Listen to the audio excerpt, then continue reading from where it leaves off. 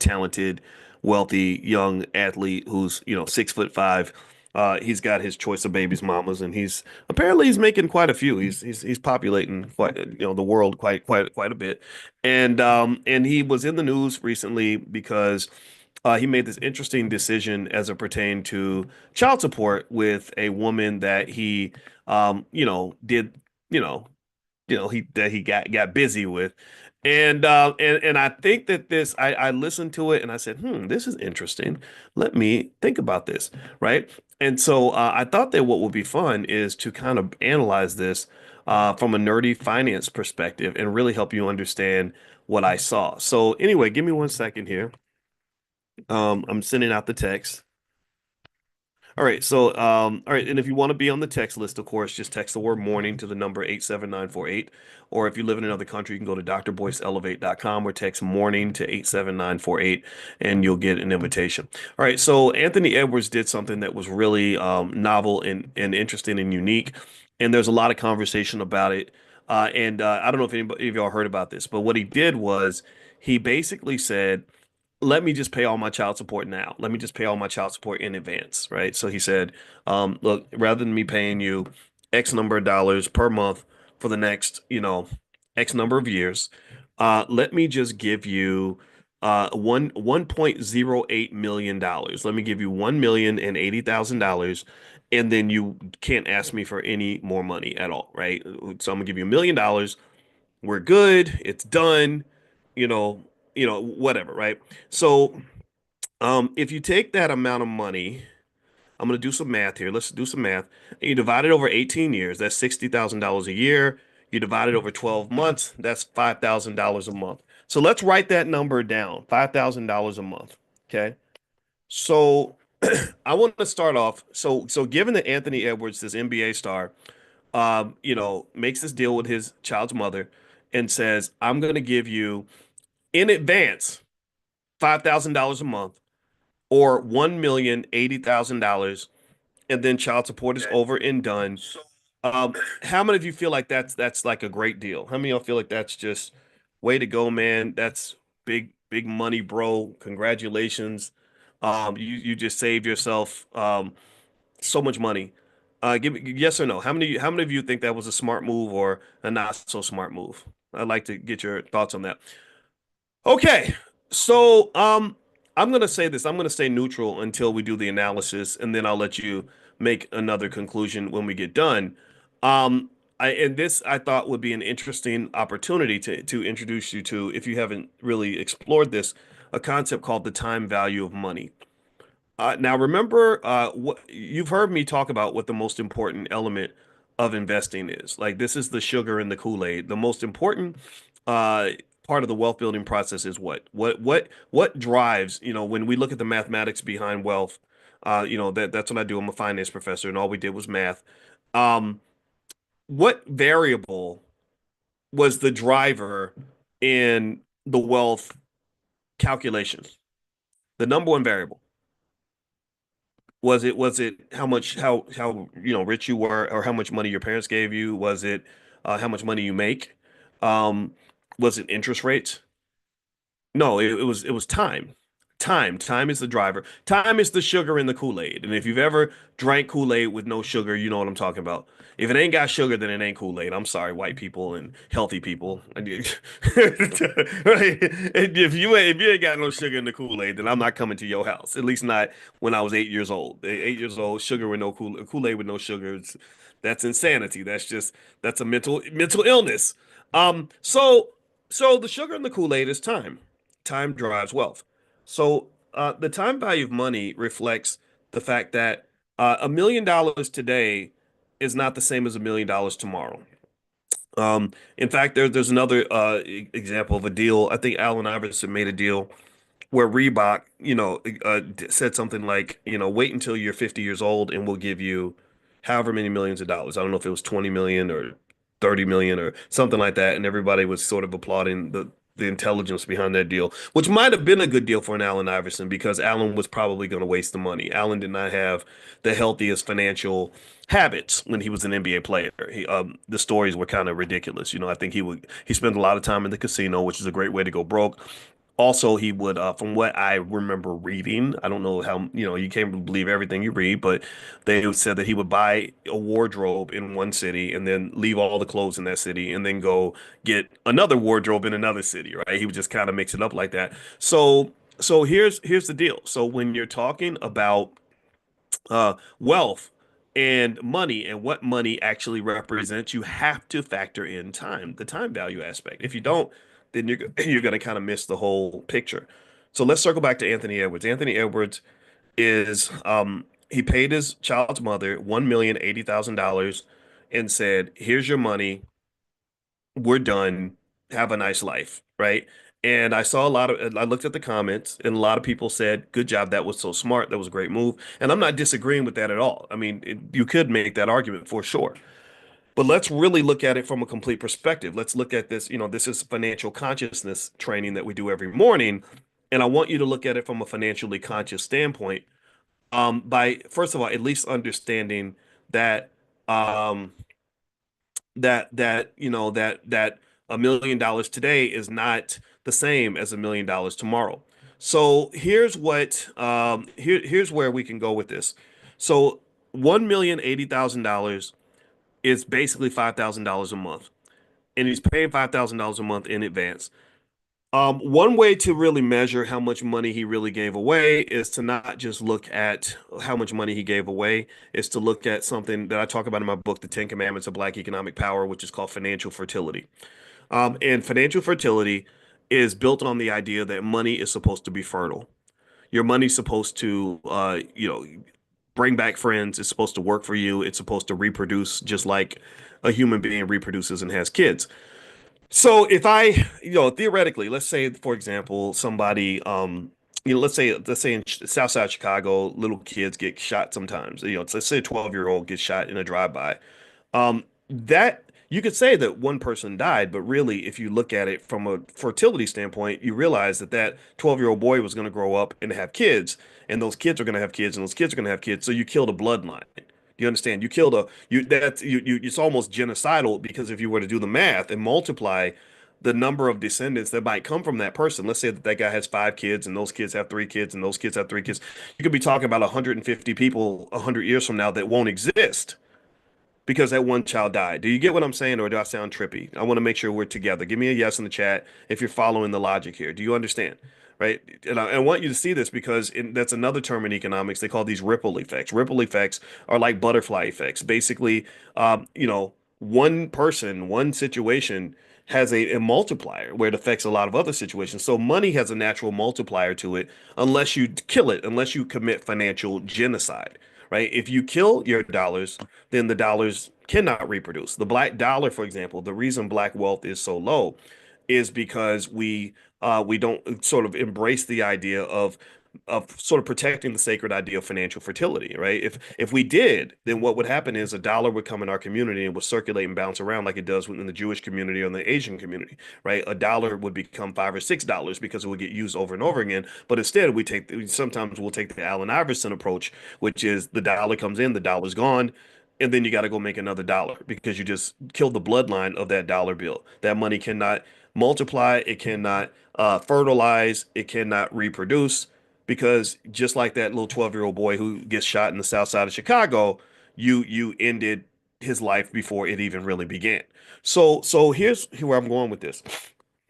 So Anthony Edwards, let's circle back on that. So he gives $1 million, $1,080,000 to his child's mother and says, "This is your money. This is the child support, 5,000 a month forever. I'm done." On one hand, the benefit of that is that he's done, and there's a value to that. There's a value of saying it's over. Okay, I'm done.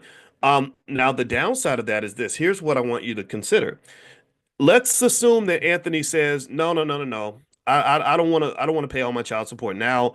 I want to hold on to my money, right? I want to keep my money because my money's fertile, and even though this is just $1 million, this is really supposed to be much more than $1 million. This isn't supposed to be just a million. It's going to be much more than a million after I finish making certain moves with my money. So I want you to consider this. Um, so imagine if Anthony instead says, "I'm gonna take this million, I'm gonna pay the little 5,000, 10,000 a month, maybe I'll pay 30,000 a month or whatever, right? Which would be a lot of money if he paid, let's say, 20,000 a month for the next 18 years, then that would be a grand total of about $4 million, right? So let's keep that in our head, $4 million. So let's say that instead he goes and he takes his money, he invests it in the S&P 500. After 10 years, based on the history of the stock market, he'd have about that 1 million would turn into about 2.3 million. After 20 years, it would turn into about 5 million. After 30 years, it turns into 10.84 million. So one argument that could be made is you could say he didn't really just give away $1 million, he gave away as much as $10 million, right? Because if you factor the time value of money and what money could be used for, it grows into a massive amount of money. That's why, for example, when you talk about players like Antoine Walker, who lost $100 million, I say, no, Antoine Walker did not lose $100 million. He lost $1 billion. Because if you look at compound interest, which is really a really critical part of wealth building, if you want to build wealth, you got to understand compound interest and financial fertility. If you understand compound interest, you know that the 100 million that Antoine lost, if it was invested properly over a certain period of time, even invested conservatively, you're talking about half a billion, $1 billion over time. He didn't just spend his money; he spent his kids' money, his grandkids' money, his great grandkids' money, his great great grandkids' money. He spent all the money that would have been available to financially protect other people in his family. Um, but now instead they blew the bag, they threw the opportunity away, and now they're going to be out here struggling like everybody else, right? And the word poor, remember the word poor stands for what? It stands for passing over opportunities repeatedly. Passing over opportunities repeatedly. So in many cases, we stay poor because we pass over opportunities repeatedly. It's not as if God never gave you the chance to have something. As much as we want to believe that that's the case, that's just not true. You live in the richest country in the world. There is no whites only sign on the stock market. There is no whites only sign on any book I've ever read. There's no white man that's going to punch me in the face if I decide I want to take care of my family, build wealth, and get an education, right? So to some extent, a lot of your barriers might exist up here, right? They exist inside our heads. So so let me just say this. I'm not saying that what Anthony Edwards did was stupid. Um, I'm saying that it wasn't automatically like this brilliant decision that everybody thinks that it is. Or even when Allen Iverson made that deal to get, how much money was it that Reebok was going to give Allen Iverson? I can't remember. Let me see. Let me see if I can find out real quick. Because it was interesting. Because I think he gets it when he's 50 or something. Let me see. I'm going to try to find out the number real quick. Does anybody remember what the number was? It was a certain amount that he was supposed to get. Let's see here. 30, was it 32 million or something like that? Yeah. So basically, um, let me see. Here we go. It was a $32 million trust fund. He would get it when he's 55 years old, which will be the year 2030. Until then, he receives $800,000 a year from Reebok as part of a lifetime deal. The trust was part of his lifetime endorsement contract he signed back in his prime. His wife, Tawana, controls half of the money based on their divorce agreement. So Reebok basically gave Iverson a personal pension. And if you use time value of money to determine what kind of annuity that would be, um, or the present value of, give me one second here, and I'll explain what I mean in a second. Yeah, so what I remember doing this was I remember when I saw the deal, because I was teaching at Syracuse at the time. I remember calculating how much $32 million in the year 2030 would be worth actually in the year 2001. And if you actually figure out like how much Reebok really gave Iverson, now process this, think about this. This is one of the best players in the NBA at the peak of his career. They got a lifetime endorsement deal with this guy, right? What do you think $32 million in the year 2030, if you use what they call time value of money calculations, and you base it on the average return of the stock market, what do you think 32 million in the year 2030 was worth in 2001? I want you to try to make a guess in the chat. Yes, guess how much Reebok paid Allen Iverson when they made that deal. Black Jeopardy.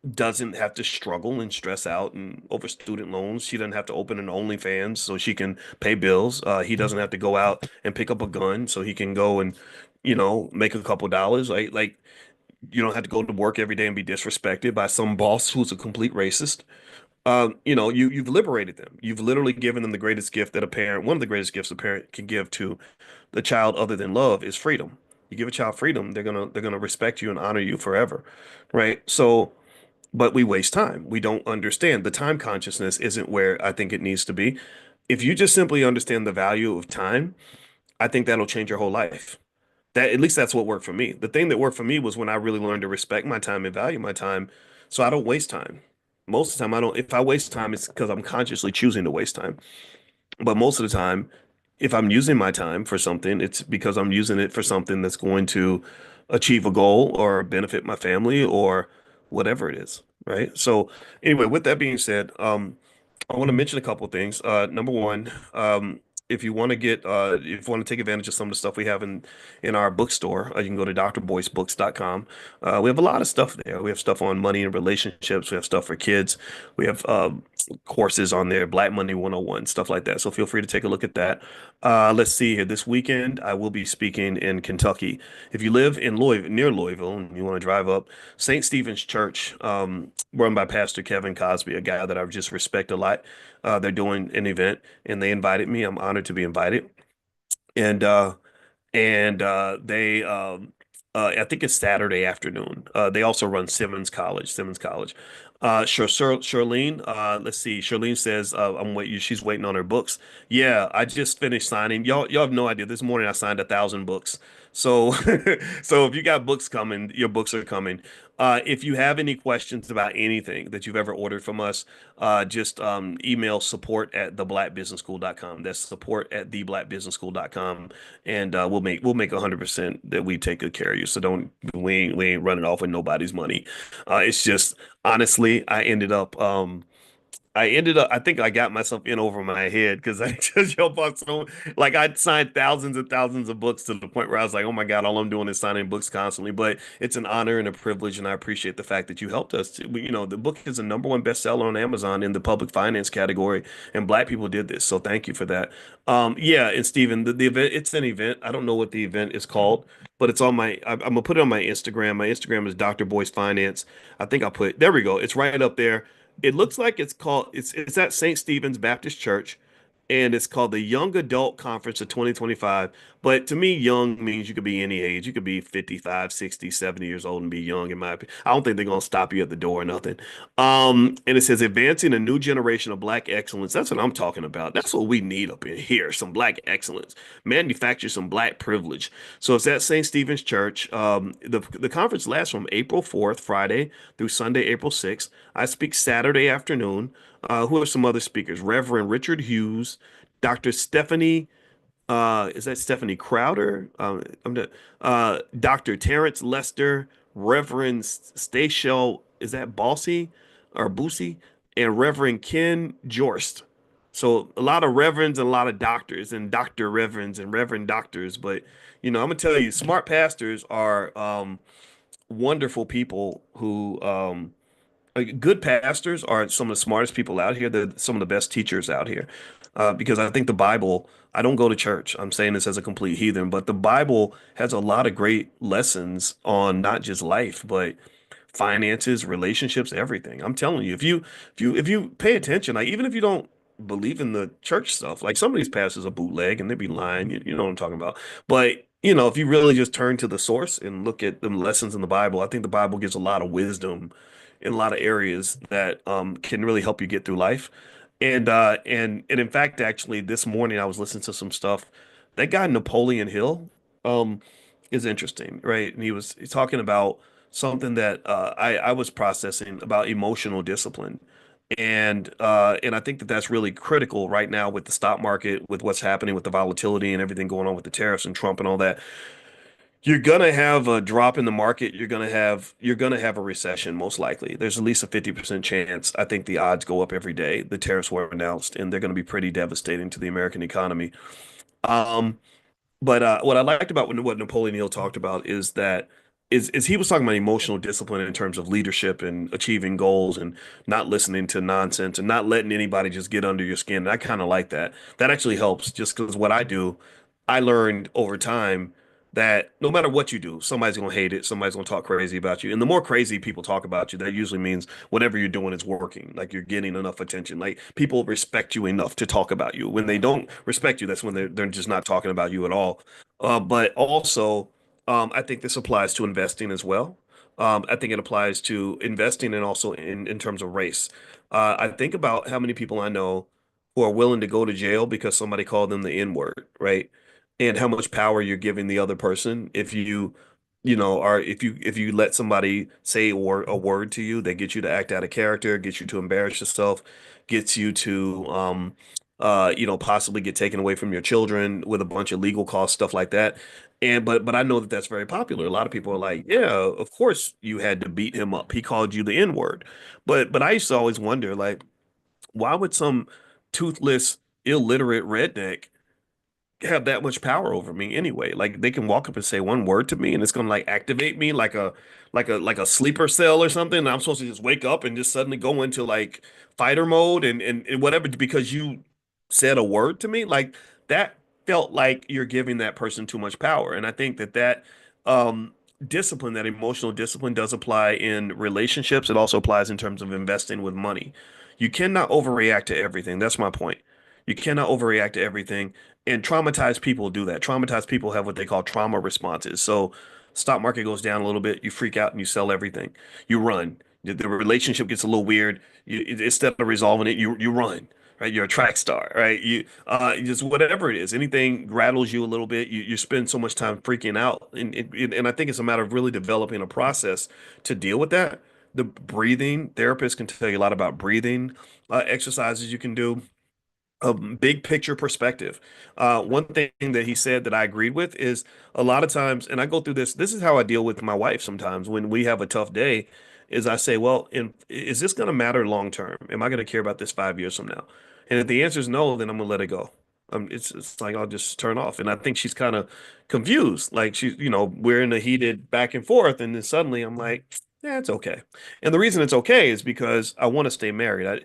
I'm not going to remember the results of this argument, but I am going to remember if I got a divorce. 5 years from now, I will remember that. I won't remember what we were arguing about on this particular day, but I will remember if I got a divorce or not. So I don't want a divorce.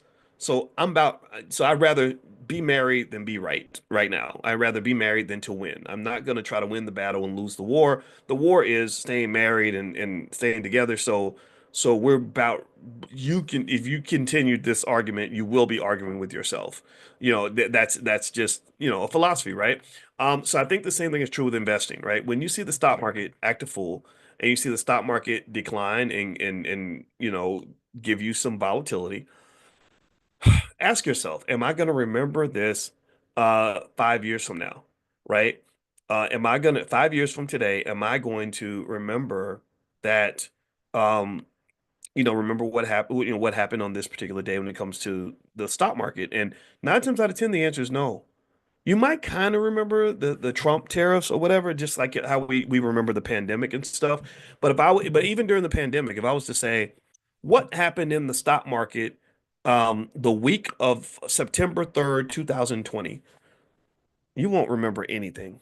I could offer everyone in this room $1 million to tell me off the top of their head what happened in the stock market the week of September 3rd, 2020, and not one of you will be able to collect that money without having to go run to Chat GPT or something and try to figure it out. So, but here's the thing. I guarantee you that if I go back to September 3rd or whatever the date was, 2020, we were talking a lot about something because I was doing the same thing I'm doing right now. I was literally sitting right here in the same seat talking to you about the market, and there was something big happening that week that was really, really important at the time. Do you understand? But now it's like no one remembers that. But what do you remember? Well, you do remember if you were investing back then. Um, because you probably have more money now. You do remember if you kept your Bitcoin or if you sold it, because if you sold it, you lost a lot of money and you're mad about that.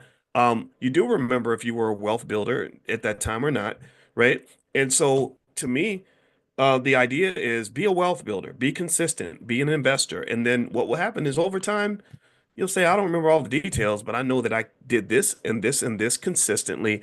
And these were the results. This is why I have money in my bank account because I chose my policy, my way of dealing with the world, and I remain consistent with that. And if you are consistent, I guarantee you, if you're consistent, consistency is what builds wealth. Inconsistency destroys empires. There's no building that's ever been built that didn't require somebody consistently putting bricks one on top of the other until that building was built. So build your building, build it consistently, and that's what's going to make your empire strong. Okay. All right. So I gotta go. I got crap I gotta fix and deal with today, and I really appreciate and enjoyed hanging out with all of you. And since we got into the whole background conversation, I was like, let me just switch up. Like I use Zoom, and so this is like totally a Zoom background, but some of y'all seem to like it. So maybe that's what I'll do. I'll just try some different layouts or stuff. That's the other thing too. I never understand like why you spend a lot of money building a whole studio when you can just get a nice Zoom background and switch it up the next day because it is totally free. So that was the debate I had with my team, but I let them build it because it made them feel better. But I was like, I could just hit a button and, and create that. But then again, maybe I'm wrong. Maybe there's something I just don't. I'm not into the flash. I want there to be substance, and I want you to learn and grow, and I want you to succeed. I want you to have money in your pocket. Um, one more thing. Make sure you're on the text list for the class. Text the word morning to the number 87948. I will be sending you some more stocks that I like in terms of things you can invest in to deal with the upcoming recession. What Trump has done so far has been it's been harmful to the market, but that's not the worst part. The worst part is what's yet to come. And the worst part of what's yet to come is that we don't know what's yet to come. So I don't understand the strategy. I think this is a mistake in terms of policy. But the problem is that once you put tariffs in place, they're very hard to reverse. I also think there's going to be a lot of legal challenges. I think that domestically, the companies that are hit by these tariffs are going to start filing lawsuits. And so just understand that all the tariffs that he laid out are not necessarily going to be there, a year from now, 6 months from now. In fact, most of them won't be. So it's going to be interesting to see how this plays out. I don't know. All I know is that there's always an opportunity out there, and I encourage you to always look for it. So, God bless you guys. Have a great day. And those of you that are doing stock options with us, we meet tonight at 8 o'clock for Coin. If you want to join the next cohort of our Coin course, Coin stands for Certified Options Investing Network. You can go to drboycecoin.com. That's drboycecoin.com, and you can talk to somebody and decide